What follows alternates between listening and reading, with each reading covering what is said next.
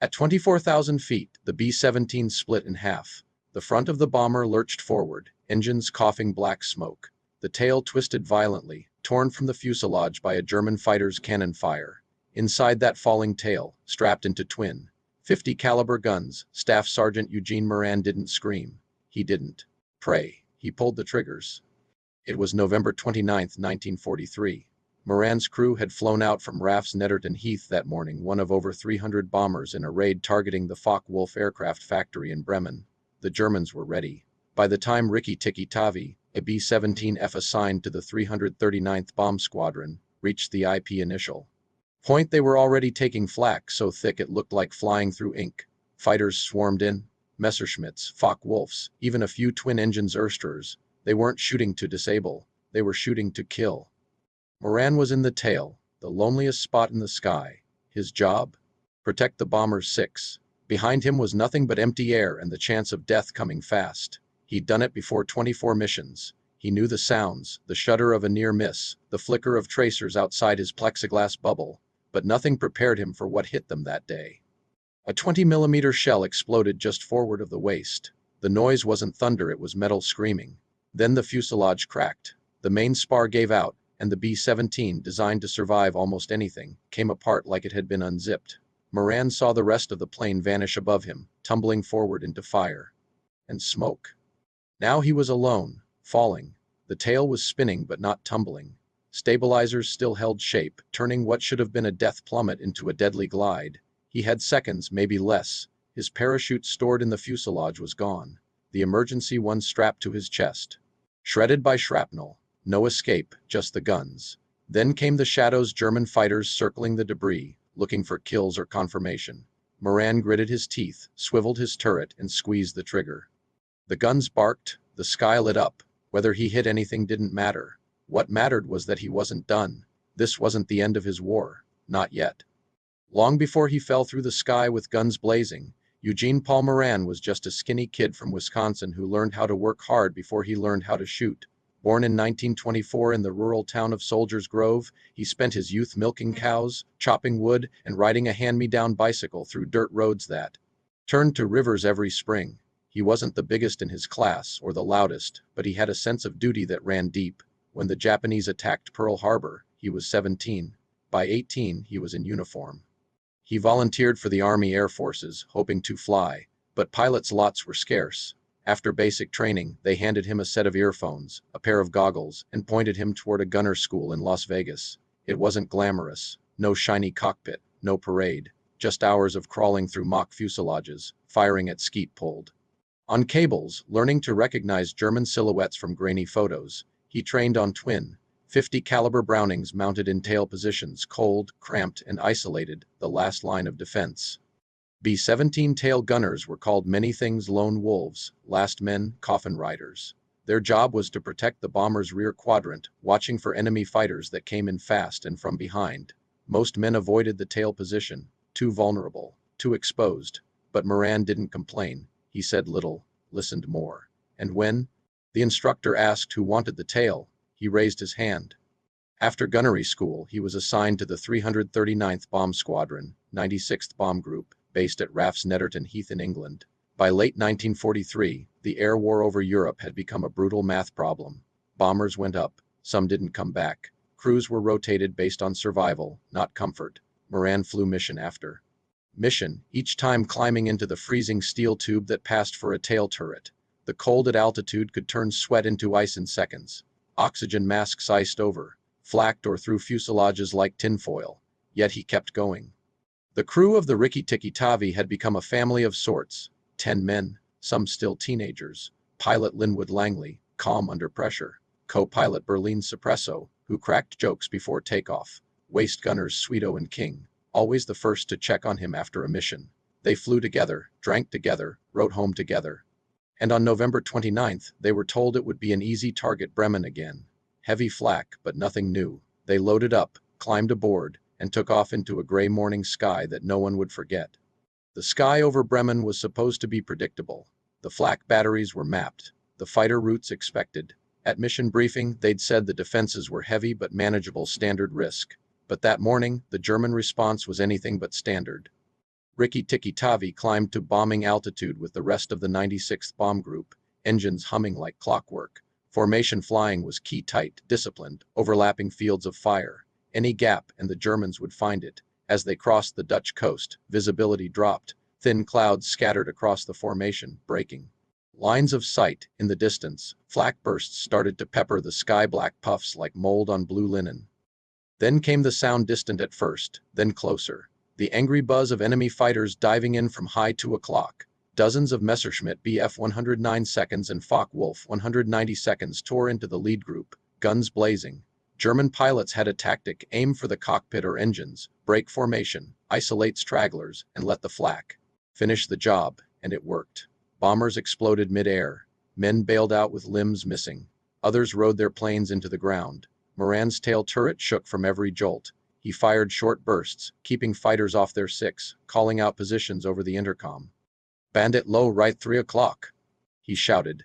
Tracer fire stitched across the sky, some of it way too close. The pilot, Langley, held course. They were nearing the initial point, the moment the entire group had to straighten up, level out, and aim for the target. No more weaving, no more dodging. Just fly straight and hope the bombs hit. That's when flak caught them. A shell detonated beneath the wing root. The bomber rocked hard, then another burst, closer. The cabin lights flickered. Oxygen masks jerked as the cabin depressurized. Moran's teeth clattered as the tail section shivered violently. But still they flew. At 24,000 feet, directly over the target, the sky turned into a hell of fire and steel. The Germans had laid a perfect curtain of anti-aircraft fire. They couldn't fly through it, they had to fly into it. And then from above came the fighter that would end their mission. A 190 streaked down, cannon blazing. Its shells ripped across the fuselage, severing cables, shredding plating, and finally snapping the spine of the plane. Moran saw it, felt it, and then gravity took over. For a second, everything stopped. No sound, no motion. Just a flash of light and a violent twist. Then the tail dropped. Like a stone. Moran's world turned sideways. One moment he was scanning the sky for bandits. The next he was spinning through the air, his ears ringing, his vision blurred. The rest of the bomber was gone, vaporized or flying in a different direction. The intercom went dead. No voices, no orders. Only the howl of wind as the tail section spiraled downward. Inside the turret, his legs were pinned. The metal around him was warped, bent by the blast. He struggled to breathe. Oxygen tanks had been ripped away. At that altitude, the air was too thin to scream, but he was alive. And that somehow didn't make sense. The tail didn't tumble end over end. The stabilizers, though damaged, still gave it a kind of eerie glide. It fell fast, but not chaotically. It was more like a coffin with wings, doomed, but steady. Moran looked down and saw nothing but cloud. Looked up and saw only smoke. Then he remembered his parachute. He reached down. Shrapnel had shredded the straps. The reserve chute clipped to his chest. A final failsafe was torn open, useless. No backup, no second chance, just twisted aluminum and gravity. Most men would have panicked. Maybe he did. But what he did next wasn't panic. It was instinct. He scanned the sky again. German fighters were still there, circling the broken formation, hunting survivors. One drifted close to his falling tail, probably trying to confirm the kill. That's when Moran did something no one expected. He aimed. His twin 50s were still intact, ammo belts in place, turret power flickering but usable. He pressed the pedals, swung the guns into position, and fired. The recoil snapped him alert. Tracers arced upward from the disintegrating tail. The German pilot peeled off, surprised or maybe just confused. Who fires from a falling wreck? Moran did. He kept firing until the guns jammed, until the tail spun too fast, until trees started to appear below, rising far too quickly. He braced, grabbed the gun mount with what strength he had, and waited. The last thing he remembered was a green blur and the sound of everything tearing apart again. When Moran woke up, the world was upside down. Literally, he was still strapped into the twisted remains of the tail section, which now sat half buried in a snowy German field. Trees had cushioned the fall, their broken trunks lying around him like matchsticks. Smoke drifted from what used to be the horizontal stabilizer. The air was silent except for the creak of cooling metal. He couldn't move at first. His arms wouldn't respond. Pain radiated from his ribs with every breath. One eye was swollen shut. Blood matted the side of his face. But somehow miraculously he was alive. Hours passed, maybe minutes. Time had no meaning. He drifted in and out of consciousness, haunted by phantom engine noise and the screams of his crewmates. Every time he blinked, he expected to wake up back inside the bomber, but it was gone. So were they. Eventually, voices broke through the fog shouting in German, boots crunching snow. Moran tried to reach for his sidearm, but his fingers barely twitched. A shadow passed over him. Then another. Uniforms appeared. Rifles. One of them cursed, then knelt to check his pulse. Another pulled the gunner's hatch open with a crowbar. They stared at him like he was a ghost, because to them he was. No one survived falls like that. The soldiers loaded him onto a stretcher. One offered water, another lit a cigarette, held it to his lips. He couldn't smoke, could barely breathe. But the gesture said everything. They didn't understand how he was still breathing either. A field medic patched what he could. Broken ribs, crushed wrist, shattered cheekbone. They wrapped his limbs, stitched his scalp, and radioed for transport. The truck that arrived looked more like a livestock carrier, but it got him to a POW holding station near Bremen by nightfall. Inside the station, other captured airmen stared when he arrived. Word spread fast. An American tail gunner fell from the sky and lived. Some thought it was propaganda. Others figured he'd gone mad. But then someone from another crew recognized the bomber's call sign. Ricky Tiki Tavi. The name stuck. So did the scars. Doctors in the camp would later say it was a miracle he survived. Physically, he should have died from shock, exposure, or internal bleeding. Emotionally, no one knew how he held on. But when asked, Moran gave the same answer every time. If I was still breathing, I figured I had something left to do. And in that moment he did. He had to endure what came next. Captivity began with silence. Moran lay on a straw mat in a makeshift infirmary at Dulag Luft, Germany's main interrogation camp for captured Allied airmen. The pain was constant, a dull roar beneath every heartbeat. He couldn't feed himself, couldn't walk. The Germans didn't beat him. They didn't have to. His body had already done the damage. The questions came slowly at first. Name, rank, serial number. He gave only that. The interrogator, a calm man in a clean uniform, tried a softer approach. How did you survive the fall? He asked in perfect English. Moran said nothing. The officer stared for a moment, then simply nodded, as if to say, fair enough. After 2 weeks of medical stabilization, they moved him to Stalag Luft for in northern Germany. The train ride was a blur. Metal slats, cold wind, the distant cough of steam engines. Other prisoners shared the car, some missing limbs, others missing hope. They passed a bottle of water and didn't speak. At the camp, conditions were bleak. Barbed wire fencing, guard towers, a soup of snow, mud, and ash. Barracks were overcrowded, the food thin and cold, the latrines barely functioning. But the men made do. They built radios from scrap, passed coded messages, kept morale afloat with dark humor and the occasional stolen cigarette. Moran was assigned to Block 8, where most of the B-17 crews ended up. He rarely spoke of what happened, not because he didn't want to, but because it hurt too much to relive. Most nights he lay awake, staring at the wooden rafters, listening to the wind howl through the cracks. Every boom in the distance made him flinch. Still, he found routine. Physical therapy meant walking short distances, then longer ones. His left wrist never fully healed, but he could lift a spoon again, write letters, even crack a smile when someone told a bad joke about their guards. The worst came in early 1945, as the Allies advanced from the West and the Soviets. From the East, German command decided to evacuate the camps. What followed became known as the Death Marches. Moran, along with hundreds of others, was forced to walk over 600 miles through freezing weather, across open fields and bombed-out towns, toward deeper German territory. Some collapsed and were left behind. Others were shot for falling out of line. Rations were almost non-existent: dry bread, frozen potatoes, sometimes nothing. Moran limped onward, one foot in front of the other, because what else was there? Hope and the war's end, somewhere ahead. The end didn't come with trumpets. It came with silence, then a rumble. In April 1945, as Moran's column of prisoners trudged along a forested road outside Magdeburg, they heard it. Not the rhythmic stomp of German boots or the bark of a guard dog. No, this was deeper, heavier. The unmistakable thunder of American armor rolling over wet soil. Guards shouted. Prisoners ducked. A shot rang out. Then another. Chaos exploded. But this time it didn't end in pain. It ended in liberation. A patrol from the 30th Infantry Division broke through a hedgerow, rifles raised, eyes scanning. The soldiers looked stunned. Dozens of half-starved, frostbitten men, some barely able to stand. One American lowered his weapon and said, Jesus, they're ours. Moran collapsed where he stood. The weeks after liberation were blurry. He was taken to a field hospital for triage, then moved by plane to a recovery center in France. From there, he sailed back to the States on a hospital ship, weak but alive. The war was over. He was 20 years old. Doctors at Walter Reed tried to put him back together. Surgery on his wrist, dental repairs from shattered molars, treatment for malnutrition and exposure. But there were wounds they couldn't see. He startled at loud noises, flinched when doors slammed. Sometimes he'd wake in a sweat, convinced he was still falling. But he wasn't. Alone. Other airmen, gunners, and POWs filtered through the same wards. They shared stories, compared scars, told jokes no one else would understand.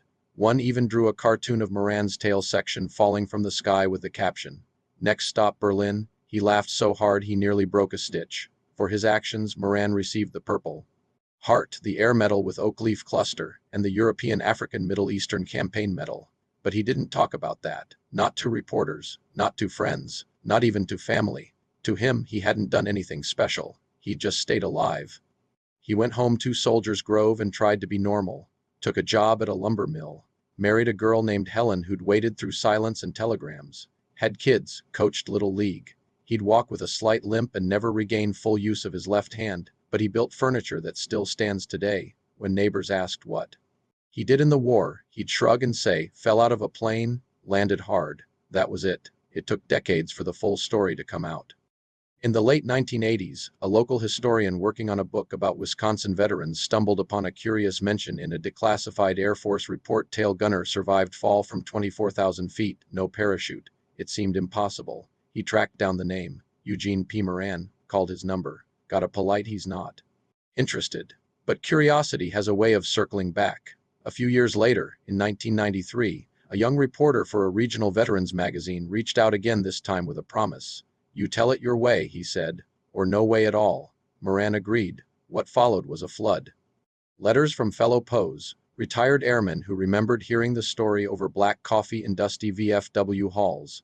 One man wrote, "When we heard someone fired a 50 on the way down, we thought it was a joke.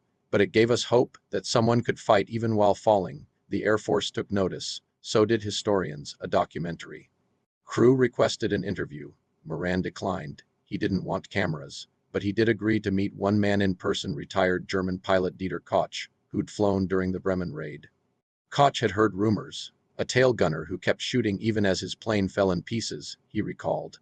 "None of us believed it. But when I saw your name in a book, I had to know." They met in a museum hangar in Dayton, Ohio, beneath the wing of a fully restored B-17. Koch extended his hand. Moran hesitated, then shook it back. Then the German said, "I was ordered to kill you." "I know," Moran replied. "I was ordered to stop you." No anger, no ceremony. Just two men, once enemies, now old enough to know how rare it was to meet someone who truly understood what they'd been through. In 2002, the town of Soldiers Grove renamed the community center the Moran Veterans Hall. Local kids asked if it was for the guy who fell out of the plane. He just laughed, signed a few programs, then went back to his workshop. The full story of that day, that fall, those gunshots fired from a doomed tail didn't make it into textbooks, but it lives in veteran circles, in quiet toasts raised at reunions, and in a single line etched into a local plaque. Staff Sergeant Eugene P. Moran flew 24 missions, fell 1. In the years that followed, Eugene Moran's story became part myth, part memory, and entirely true. His children grew up hearing fragments of it: a cracked joke about bumpy flights, a quiet comment during thunderstorms. It wasn't until one of his grandsons wrote a high school essay titled "The Man Who Fell from the Sky" that the family realized just how little had been recorded. That changed when a local author published a regional history called Wisconsin's Silent Warriors. Moran's story was a chapter, then a book, then an exhibit at the 8th Air Force Museum in Georgia, where visitors could stand beneath a reconstructed tail section and listen to audio clips from the era. For many, his tail represented something larger than survival. It was a symbol of what tail gunners endured alone, vulnerable yet vital. Theirs was the least desirable position on the fortress, and the most dangerous. Enemy fighters favored rear attacks. A single hit could sever the tail, and with it, the man inside. But the tail gunner had a job by seconds, seconds that meant life for the rest of the crew. Historians began to view Moran not just as an anomaly, but as a lens into aerial warfare's human edge. No computer could predict a man still pulling a trigger while plunging for miles to Earth. No training manual included protocols for staying conscious in a disintegrating aircraft. He'd simply acted. The Smithsonian reached out in 2010, requesting a recorded interview. Moran declined, but donated his flight log and a piece of twisted aluminum he'd recovered from the crash site on a post-war visit. It now sits behind glass, tagged only, tail fin fragment B-17F 96th Bomb Group. The plaque beside it tells the story with clinical brevity. Survived fall from 24,000 feet, continued firing, captured, liberated. But those who know fellow veterans, historians, even enemy pilots understand what that really means. Not every hero charges a hill. Some sit alone in the cold, watching the 6 o'clock position, waiting for death and firing anyway. In 2015, on the 72nd anniversary of the Bremen raid, Moran passed away quietly in his sleep. He was 91. The flag that covered his casket came from a restored B-17 flown in his honor. It made one final pass over Soldiers' Grove, wagging its wings. The crowd below looked up, and for a moment so did he. After the war, Eugene Moran lived a quiet life, but nothing about him was ordinary. He never became a celebrity. He didn't seek attention. He built chairs by hand, mowed his lawn every Saturday, and never missed a single one of his granddaughter's recitals. He limped slightly on cold mornings, rubbed his left wrist when it rained, and never sat with his back to a door. But unless you asked, you'd never know he'd fallen through the sky. When he passed in 2015, his funeral drew veterans from 3 states. A group of retired Air Force gunners stood silently in salute. A former German pilot sent flowers. His eulogy didn't dwell on medals or missions. It focused on a man who endured the worst of war, then chose peace. Late in life, Moran received a letter from a museum curator. It asked for a quote about what kept him going during the fall. He wrote back in careful penmanship, "I didn't know what would happen, but I wasn't done fighting." He never explained further. He didn't need to. Today, the story of Eugene P. Moran is taught in military history courses not just as a tale of survival, but as a case study in human resilience. No simulation could prepare a man for what he endured. No protocol could explain how he kept calm while hurtling toward Earth. And no one, absolutely no one, had ever recorded a tail gunner who kept firing after the plane was gone. Yet Moran wasn't unique. He represented hundreds of airmen whom and the B-17E's most vulnerable post. Men who flew 25 missions without backup. Men who fought with frostbitten fingers.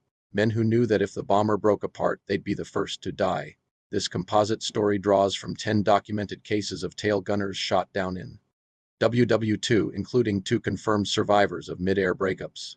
While Eugene P. Moran was one of only 2 known to survive such a fall, the men who didn't make it are no less worthy of remembrance. Among them, SCGT Wilbert A. Provost, killed in action November 29, 1943, aboard Ricky Tikki Tavi. SCGT Anderson M. King, also killed in the same incident. SCGT Edmund D. Sweeto, waist gunner, same crew, same fate. They didn't fall alone. And thanks to Moran, their story didn't end at 24,000 feet.